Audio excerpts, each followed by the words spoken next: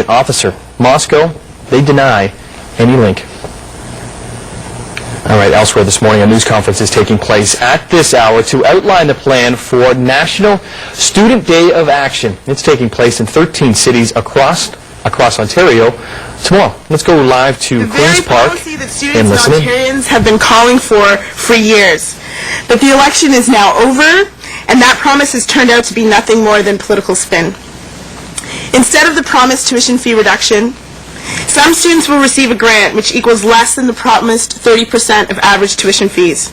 2/3 of Ontario students are ineligible for this grant and will receive nothing. 2/3. Students in the most expensive programs, students who have been out of high school since 2007 or earlier, and students studying part-time are ineligible, among others. These are often the very students who need the support the most. On top of all that, the government intends to increase tuition fees in the fall of 2012, the exact opposite of their promise to reduce tuition fees by 30%. Students have been betrayed by their government. The Liberal Party promised a tuition fee reduction in an attempt to buy the votes of students and their families. Now, many of those who voted for this promise have been left with nothing. We will not take this deception lightly. In just 3 short weeks in November, we collected over 40,000 petitions from all over Ontario, which were delivered to politicians in December. The petitions demanded that the government make good on their promise to reduce tuition fees by 30% for all. Shortly after, we heard that the government was canceling 3 other grant programs that assist thousands of students who are ineligible for the grant. They also cut just under $50 million in research grants. Under McGuinty's leadership, tuition fees in Ontario have become the highest in Canada. Ontario's per-student funding for colleges and universities is the worst in Canada. Ontario's students study in the largest classes. Student debt has soared to $37,000 on average and $9 billion collectively. Myself, I owe $29,400 after paying my loan for 2 years, and my interest goes up by $4.10 a day. Before even graduating, I have already mortgaged my life for an education, and unfortunately, I am not the exception. I'm the norm. Students have been betrayed by Dalton McGuinty's tuition fee scheme. Tomorrow, tens of thousands of students across Ontario will take action to demand the government make good on their promise to deliver a 30% tuition fee reduction for all. From Windsor to Ottawa, from Toronto to Sault Ste. Marie, from Guelph to Thunder Bay, students are protesting. There will be rallies in the streets, letters written to MPPs, and occupations of campuses. We refuse to bear the brunt of bad policy. So McGuinty, don't break your promise. Drop tuition fees for all. So I'm going to introduce the rest of our panel. First, we have Graham Stewart from the Ontario Confederation of University Faculty Associations, OCUFA, to speak from the faculty perspective. And then we have Harvey Bischoff from the Ontario Secondary School Teachers Federation to speak from the perspective of what high school students are saying as they prepare to go to college and university. Well, thanks, Sandy. As she mentioned, I'm here today on behalf of ACUFA, which represents 17,000 full and part-time professors and academic librarians at 27 faculty associations across Ontario. And, of course, we're very happy to be here because without students, we don't have any reason to be around. So their concerns are our concerns.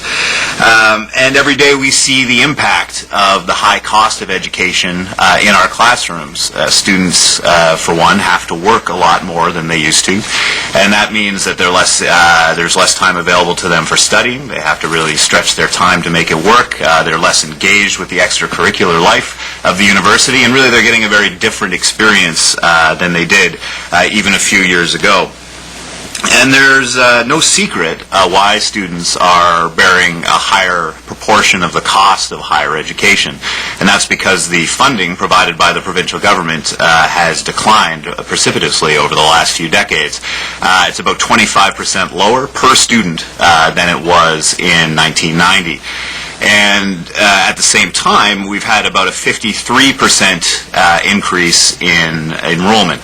So it doesn't take complicated math to figure out that more students and with less money per student coming in, And that's creating a sort of an acute underfunding situation at our institutions.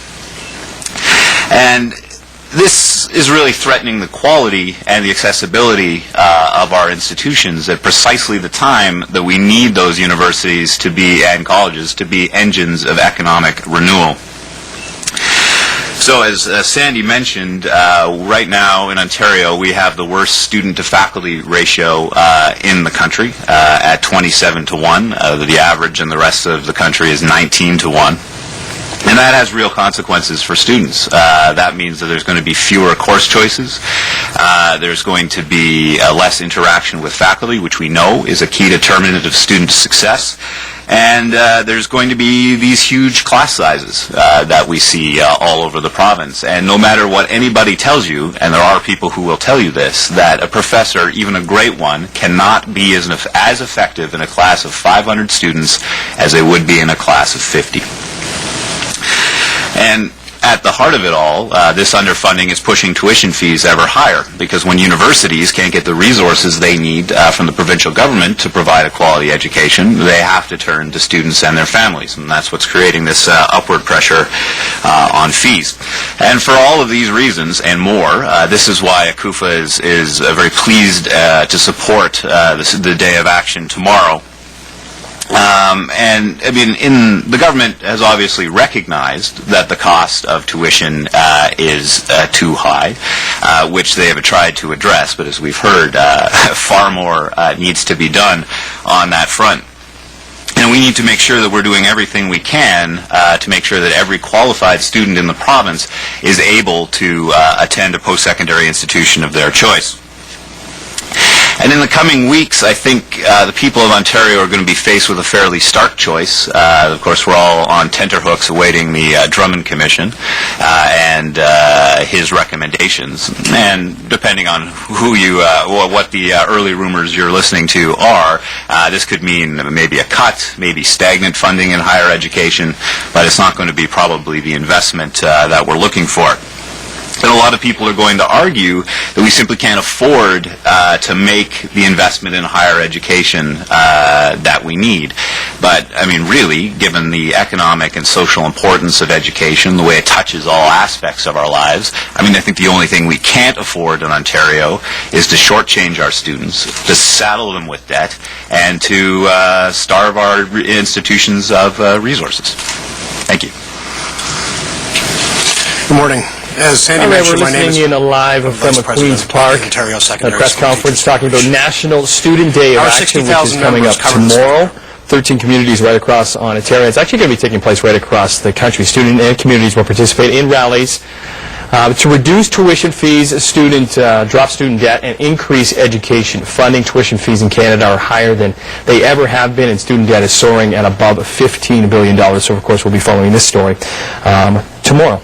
We're going to take a short little break right now. When we return, time is at 10:11. Steve is going to have your mild forecast, and we'll see what our health minister has up her sleeves when it comes to cutbacks.